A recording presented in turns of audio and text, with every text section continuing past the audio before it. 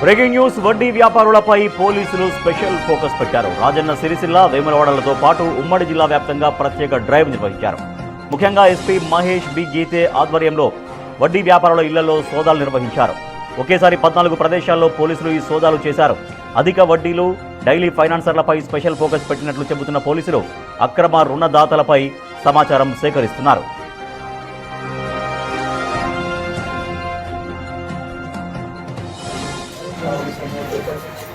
Amount ఎంత అనేది కూడా రావాలి.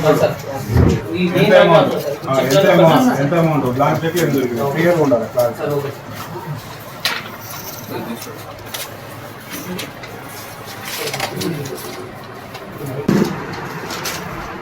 ఉమ్మడి కరీంనగర్ జిల్లాలో వడ్డీ వ్యాపారులపైన స్పెషల్ ఫోకస్ చేశారు పోలీసులు. అధికంగా వడ్డీలు వసూలు చేస్తున్నారు, ప్రజలను వడ్డీల రూపంలో పీల్చి పిప్పి చేస్తున్నారన్నటువంటి కొన్ని ఆరోపణలతో, కొన్ని కంప్లైంట్స్తో పోలీసులు రంగంలోకి దిగారు. ఎవరైతే వడ్డీ వ్యాపారులుగా ఉన్నారో వాళ్ళందరి ఇళ్లలోకి వెళ్ళి పోలీసులు సోదాలు చేస్తున్నారు. మా ప్రతినిధి శ్రీనివాస్ మరింత సమాచారం అందిస్తారు. శ్రీనివాస్, పోలీసులు స్పెషల్ ఫోకస్ చేశారు వడ్డీ వ్యాపారులపైన. పోలీసులకు ఎటువంటి కంప్లైంట్స్ వచ్చాయి ప్రజల నుంచి? ఇప్పుడు ప్రధానంగా ఎక్కడెక్కడ ఫోకస్ చేశారు పోలీసులు?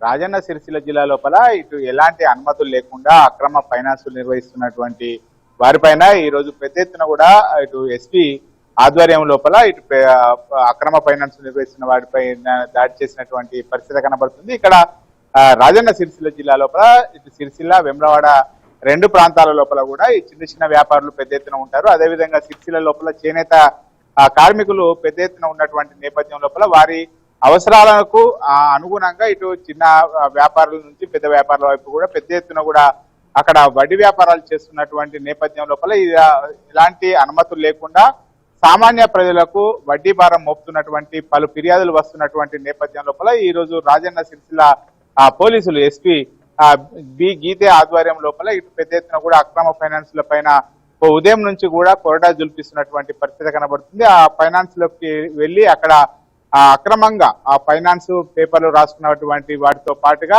ప్రామిసర్ నోట్లు, అదేవిధంగా ఆ చెక్కులు, మిగతా వాటిని స్వాధీనం చేసుకున్నారు. అయితే వీరి యొక్క ఆ దాడుల నేపథ్యం లోపల అక్కడ పెద్ద ఎత్తున కూడా బంగారం ఆభరణాలు, వెండి ఆభరణాలు కుదవబెట్టి చాలా మంది కూడా సామాన్య ప్రజలు ఆ వడ్డీ తీసుకున్నట్టుగా అయితే వారి దృష్టికి వచ్చింది. ఈ నేపథ్యం లోపల అక్రమ వడ్డీ వ్యాపారం నిర్వహిస్తున్నటువంటి వారిపైన ఇటు పోలీసులు అయితే ఉదయం నుంచి కొరడా దులిపిస్తున్నటువంటి పరిస్థితి కనబడుతుంది. పెద్ద ఎత్తున కూడా దాడుల లోపల ఇటు ప్రామిసర్ నోట్లు, బంగారము, వెండి, పలు ఆభరణాలు అయితే స్వాధీనం చేసుకున్నటువంటి పరిస్థితి కనబడుతుంది. ఇక్కడ